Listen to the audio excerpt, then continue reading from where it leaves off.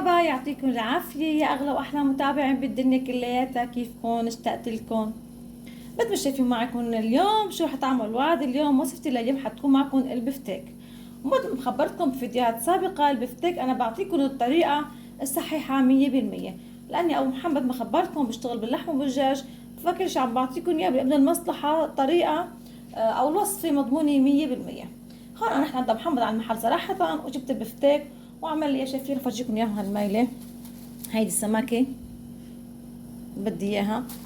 انا عندي هون كيلو من البفتيك مقطعين على هيدا الشكل، طرايا وكتير كتير طيبين وطعمتهم حتكون خرافي من الاخر. شو بحتاج للبفتيك؟ انا هون شايفين عندي بهيدا الجاط رح احط اول شي. عندي هون شايفين معكم عندي حبتين كبار من البصل، واي نوع بصل بصير، لو احمر او هيدا اي نوع بصل كله بصير. وبحاجه كمان لمعلقه صغيره من البهار الاسود او البهار الابيض. وعندي هون معلقه صغيره من 7 بهارات، وعندي معلقه صغيره من الجنزبيل، ومعلقه صغيره هيدي من عندي انا حطيتها صراحه ما خاصه بالوصفه كلها. عندي بهار الماجي رح احطهم كلياتهم هيك شايفين مع بعضهم. وكمان بحاجه لحامض او الليمون، بحطوا كمان كلهم فوق بعضهم. وكمان بحاجه لملح. بس رح افتح الطبقه حتى اخذ بسرعه الملح. بحاجه لملح رح احط بعد شوي. رح اشيل كمان الملح على جنب. كمان بحاجه لخل، خل التفاح او خل الابيض كمان بصير. نحط شوي من الخل. الخل بيساعده على طراوته، بيصير معنا البفتيك طري.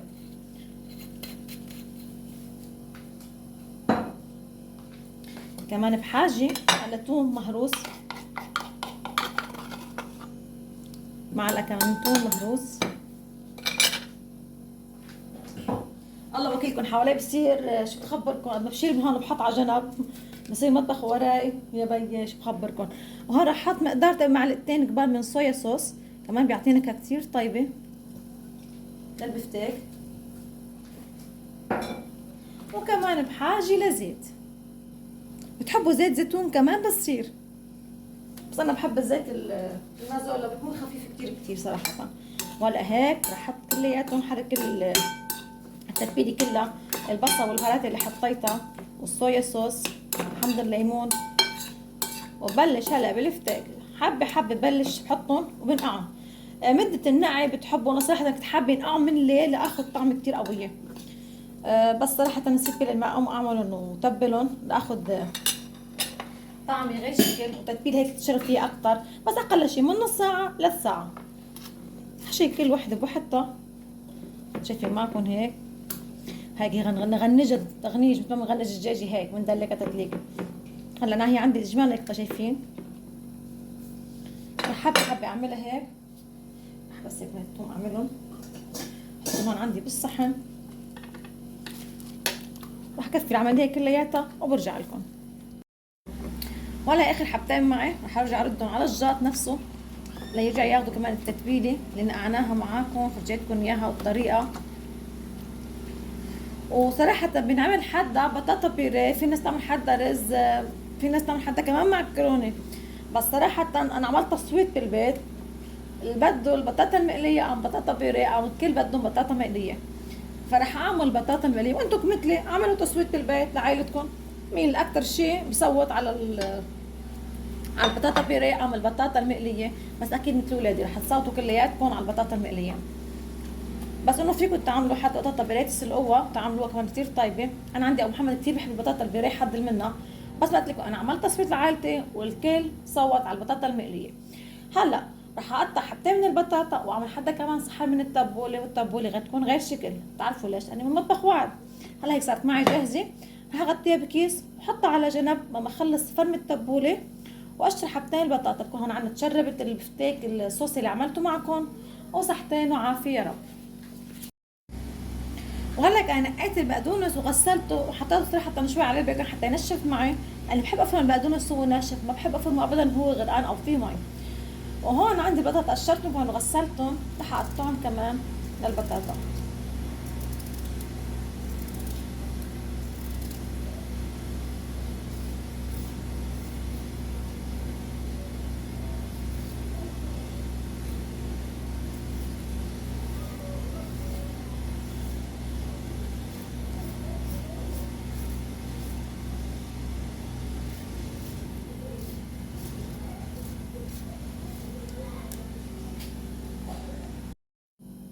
وهيك بعد ما انتهيت من تقطيع البطاطا حبلش افرم كمان البقدونس لحضر التبولة.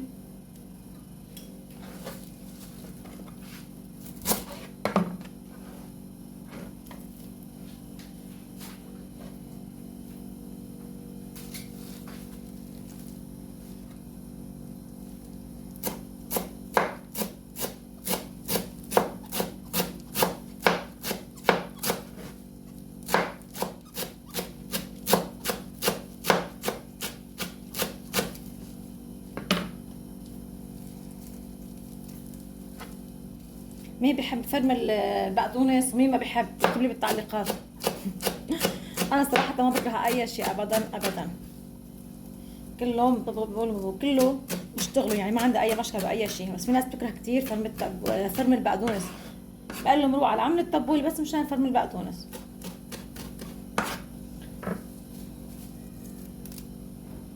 نفس الشيء رح كرر العمليه فيهم.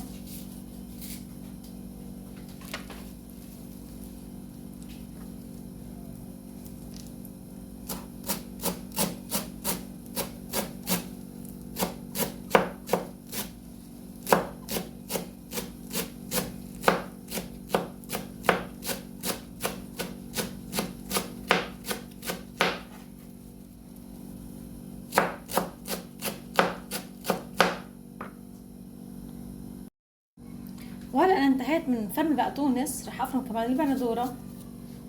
بحاجه لحبه وحده بصل من البصل يابس، واذا في بصل اخضر يفضل. انا بحب كثير بقلب البصل الاخضر صراحه، بس ما موفر عندي اليوم بصل اخضر. البندوره اكيد حتكون ناعمه.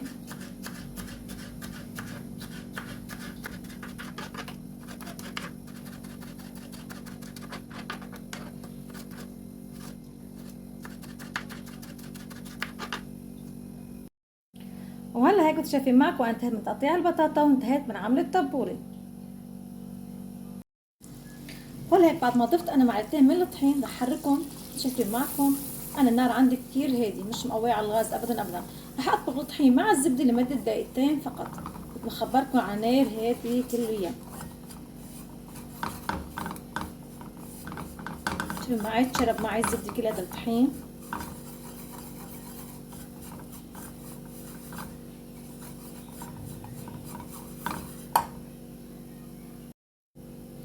وهلا بعد ما شايفين معكم تحولت معي العجينه، شايفين معكم كيف صارت معي الطحين للطبخ لمده دقيقتين فقط. هلا حضيف عليهم الحليب، حضيف الحليب وتحريك مستمر حتى ما يكتل معنا. واذا كتل معكم ما تخافوا ابدا ابدا، بالمولينكس بحضر الطعم اي شيء عندكم اياه فيكم بسرعه تخلطوا. حرش عليه رشه صغيره من البهار، بهار ابيض او بهار اسود انتم شو بتحبوا فيكم تضيفوا. شايفين تحريك مستمر حتى اخذ قوام كريمي. حطيت عليه رشه صغيره من الفلفل الابيض، الفلفل معكم رشه صغيره فقط.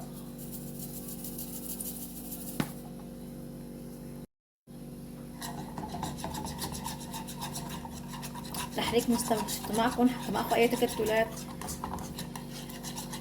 يصير معي قوام كريمي. وبالنسبه للكميه انا عملت كميه قليله كتير كتير، يعني انتوا اذا بتحبوا اكتر فيكم تزودوا الكميه، بس انا هالقد كتير عايزه.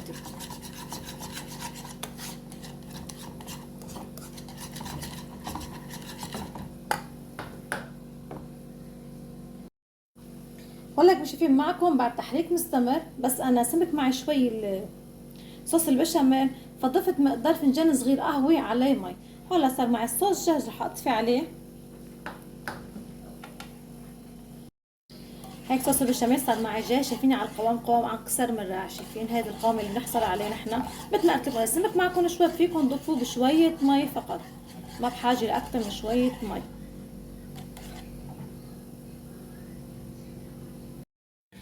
وهذا شايفين معكم البطاطا حطيتها بملي البطاطا حتى قليه كمان. وهلا حطيت سخنت الساندويش، رح احط عليها البفتك وقليهم، مش رح اقليه رح اشويهم شوي لاني كثير بحبه بقلبها صراحه كثير كثير. فكنت محتاره انه قليهم او احطهم بالفرن. عم اخر شيء طلعت بقرار النهائي كمان حبيت اشويهم شوي، بيعطوا نكهه كثير طيبه. صوص البشاميل صار معي جاهزه، والتبوله صارت معي جاهزه، والبطاطا كمان رح تصير طيب معي جاهزه. انا هون عندي شقفه صغيره من الدهنه، بس بحط على على السخان شوي صغير خي يدوب معي، وبلش بحط معكم البفتيك وبسكر عليها وباخد طعمة اكثر من رائعة. جربوه على طريقتي.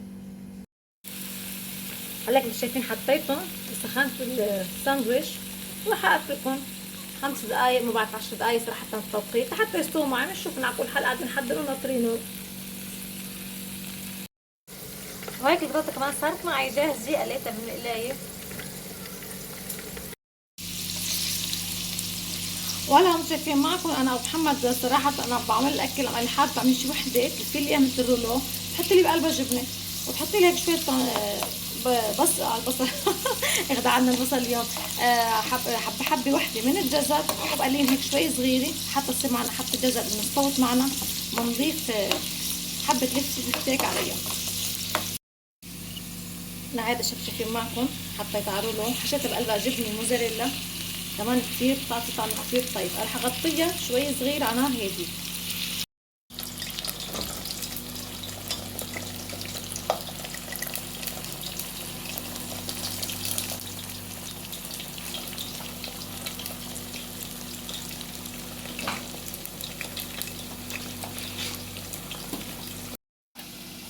هاي تبولتنا صارت جاهزة كمان معنا. هاي وصفة ابو محمد اول وحدة صارت معنا كمان جاهزة.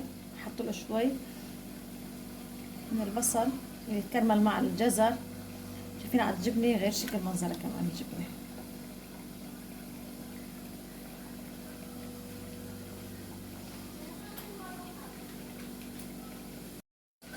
هذا صوص البشاميل اللي عملته معكم.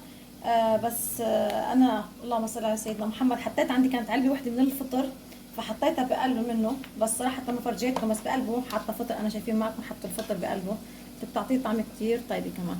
هذا في كل واحد بصحنه. وهلا هيك وصفتي شايفين حبايب قلبي صارت معي جاهزة التبولة والبفتيك البطاطا البشاميل. بتمنى تعجبكم وصفتي لليوم، واذا عجبتكم ما تنسوا من اللايك واشتراك بقناتي وتفعيل الجرس ليوصلكم كل شي جديد. وبودعكم باي باي. بس فرجيكم بس قلبها شو الاواد. قطر الاواد ينشالوا ابدا. وين الاواد عود. بس فرجيكم قلبها من جوا.